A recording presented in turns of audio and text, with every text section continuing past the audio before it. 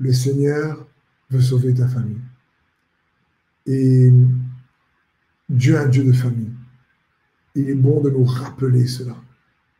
Je pense, oui, à chacun d'entre nous et à nos familles, au désir qu'on a de les voir touchés par Jésus et parfois ne pas voir dans les circonstances peut-être les choses changer de notre manière, à notre manière.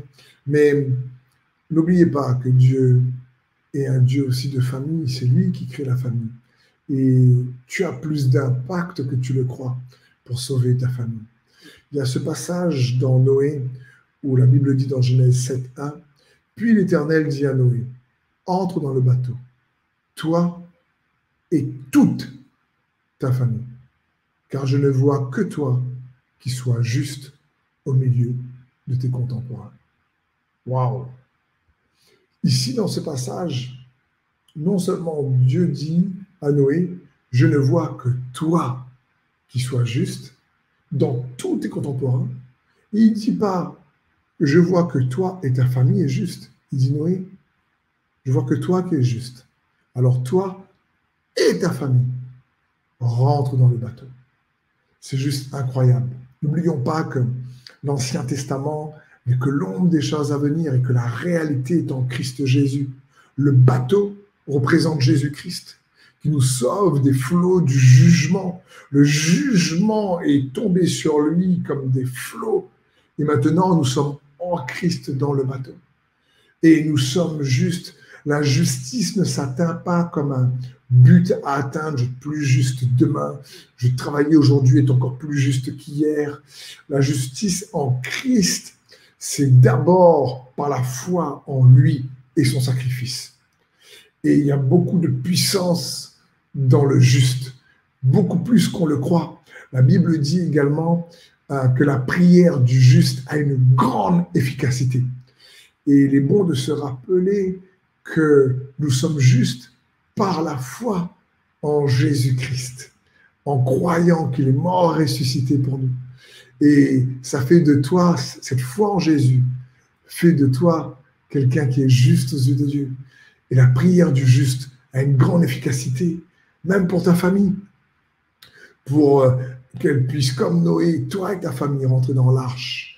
Alors peut-être que certains d'entre vous, toi qui me regardes derrière là, ton écran, tu as vraiment à cœur depuis peut-être longtemps, depuis un moment où ça te pèse en ce moment, de voir des personnes de ta famille qui ont une vie oppressée peut-être par les attaques du diable, de les voir délivrés, de les voir se tourner vers Christ et de recevoir la paix. J'aimerais juste t'encourager à ne pas oublier que Dieu lui-même désire sauver ta famille, que Dieu lui-même est un Dieu de famille et que le juste par la foi que tu es a beaucoup plus d'autorité et de puissance en Jésus-Christ pour faire la différence. C'est ce que nous devons nous rappeler. Jésus est le même hier, aujourd'hui et éternellement. Et il est ressuscité. Et sa résurrection nous justifie.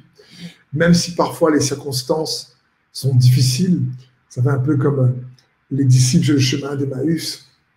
Ils sont dans une circonstance difficile. Pour eux, ils suivaient Jésus.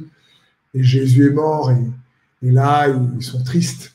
Et ils sont un peu en train de parler en disant, mais on pensait que c'était lui qui allait sauver Israël. Et bon, on a vécu un bon moment. C'était bien pendant 3 ans, c'était top en le suivant. Mais bon, ben là, on ne sait pas trop ce qu'on va faire.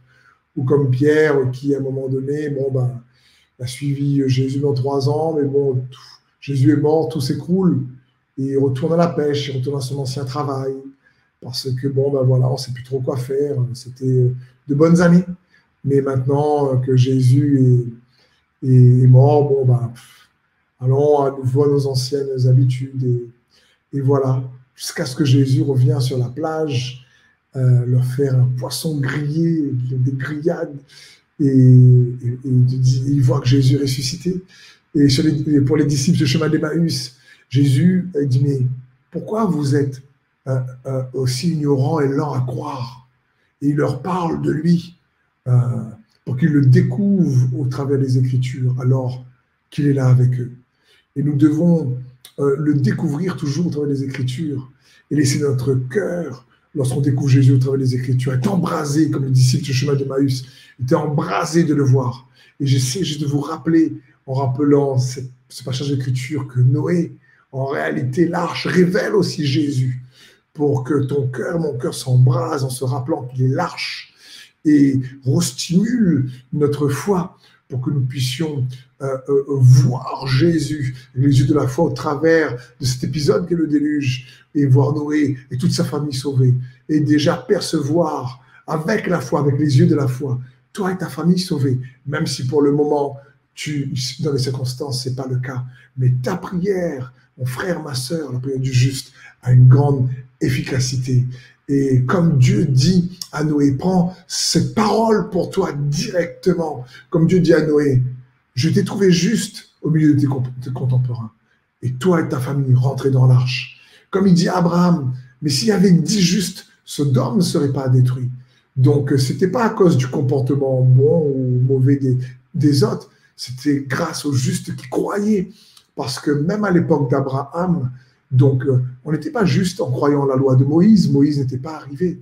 On était juste en croyant en Dieu. Aujourd'hui, on est juste en croyant en Jésus-Christ, qui est le Fils de Dieu, le chemin, la vérité, la vie, qui nous conduit vers le Père et qui t'invite, toi, à croire qu'il désire également toucher ta famille.